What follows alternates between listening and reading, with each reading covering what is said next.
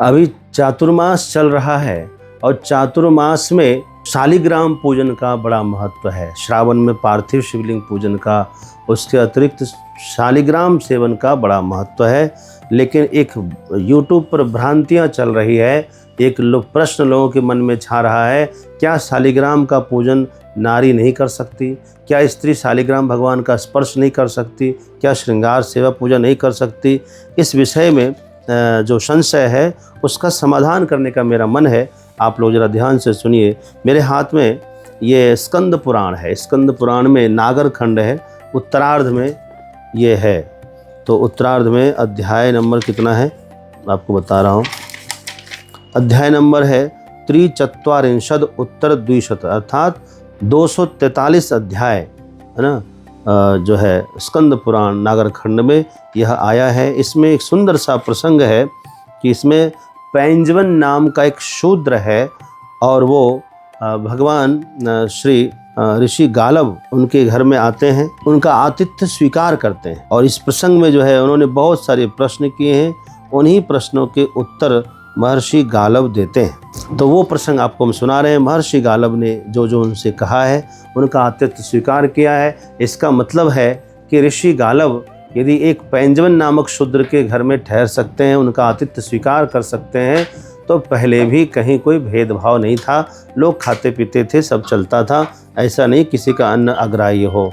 तो उन्हीं का जो है महर्षि गालव ने बताया कि खास करके वैसे तो वर्ष भर पूरे सब दिन शालिग्राम का सेवन करना चाहिए। जिसके घर में शालिग्राम भगवान की सेवा होती है उसके घर में लक्ष्मी सदा वास करती है, प्रसन्नता के साथ निवास करती है। शालिग्राम में साक्षात लक्ष्मी का वास है।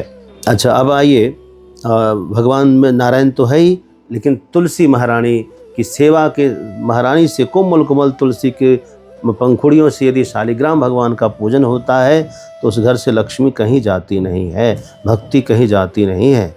अब महर्षि गालव ने जब पैंजवन को शालिग्राम की सेवा करने का नियम बताया है ना, लिखा है कि मम तीर्थ वसिक्तस्य मासा बहुतरागताः इदानीम आश्रमम यास्ये चातुर्मास्ये समागते।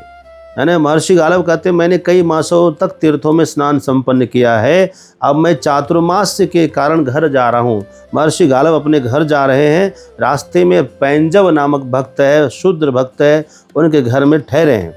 और वो कहते हैं कि आषाढ़ शुक्ल एकादशी से नियम पालन करूँगा, इससे नारायण मुझ पर प्रसन्न हो जाएंगे। इससे स्वयं भी यथेष्ट प्रसन्नता मिलती है, अपने आप को भी अच्छा लगता है। यह कहकर मुनि पुनः अनेक प्रकार के धर्म का वर्णन करते हैं। पैंजवन कहता है, आप अनुग्रह करके मुझे ज्ञान विषय को उपदेश दीजिए।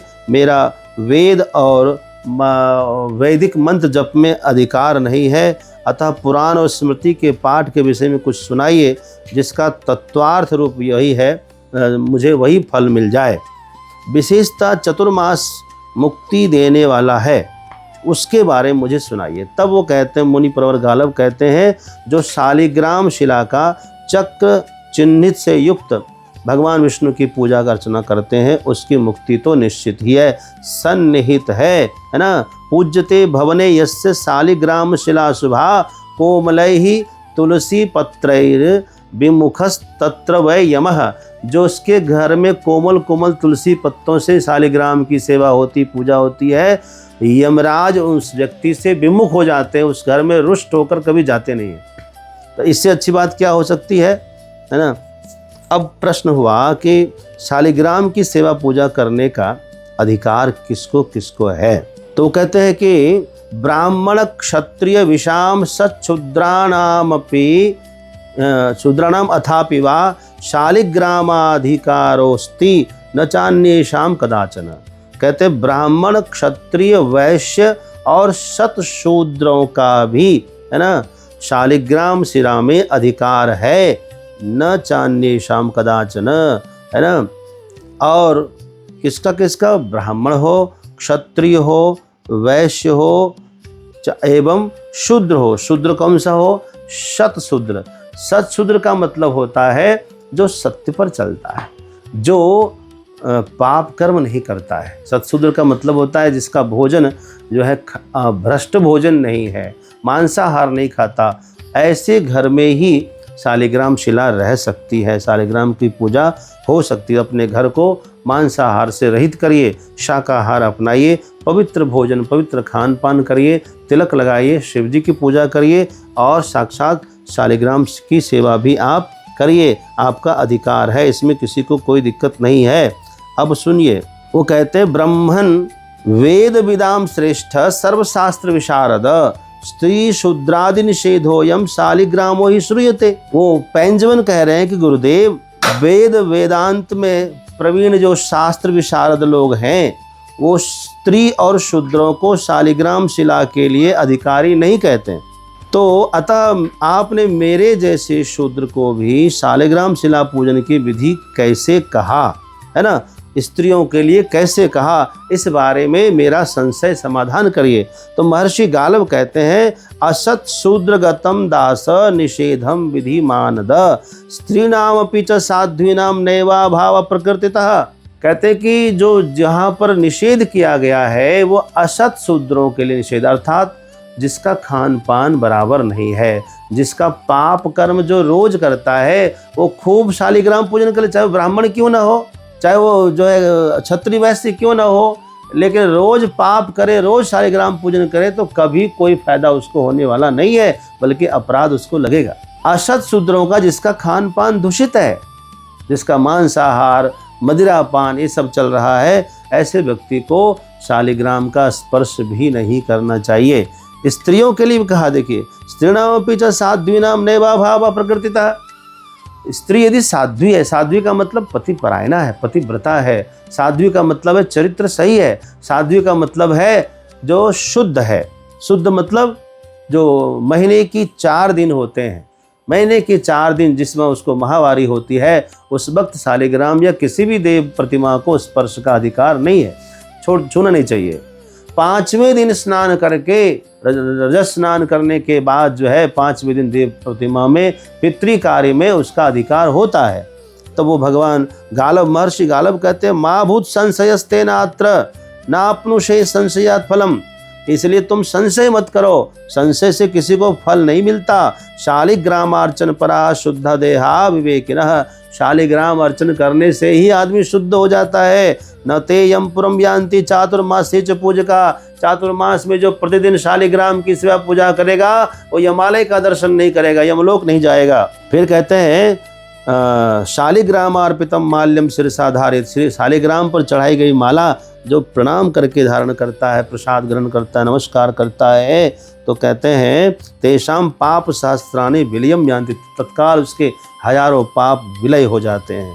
शालिग्राम शिला अग्रे तु ये प्रयच्छन्ति दीपकम। शालिग्राम शिला के आगे में जो दीप जलाता है, खास करके चतुर्मास में, है ना, कहते हैं कि तेषाम सौरपुरे वासा कदाचिन न भीयते। उनका सूर्य लोक में निवास कभी क्षीण नहीं होता, जब तक उसकी इच्छा होती तब आदित्य मंडल में विराजमान रहता है। शालिग्राम गतम विष्णुम सुमनोहर ही ये अर्चन्ति महाशुद्ध शूद्र सुप्ते देवे हरौ था। जब देव हरिशयनी में विश्राम करते हैं और कोई भी साधक यदि चतुर्मास में अर्चन करते हैं, पूजन करते हैं, पंचामृतेन स्नापनम ये कुर्वन्ति सदा नराः। पंचामृत से स्नान कराता है शालिग्राम शिला में, है ना। च नते संसारिनो नराः। उसको संसारी नहीं समझना चाहिए। अब इससे अच्छी बात क्या कहेंगे। तो शालिग्राम की सेवा पूजा सब कर सकते हैं, नर तो कर ही सकते हैं, नारी भी कर सकती है, श्रृंगार भी कर सकती है, स्नान भी करा सकती है।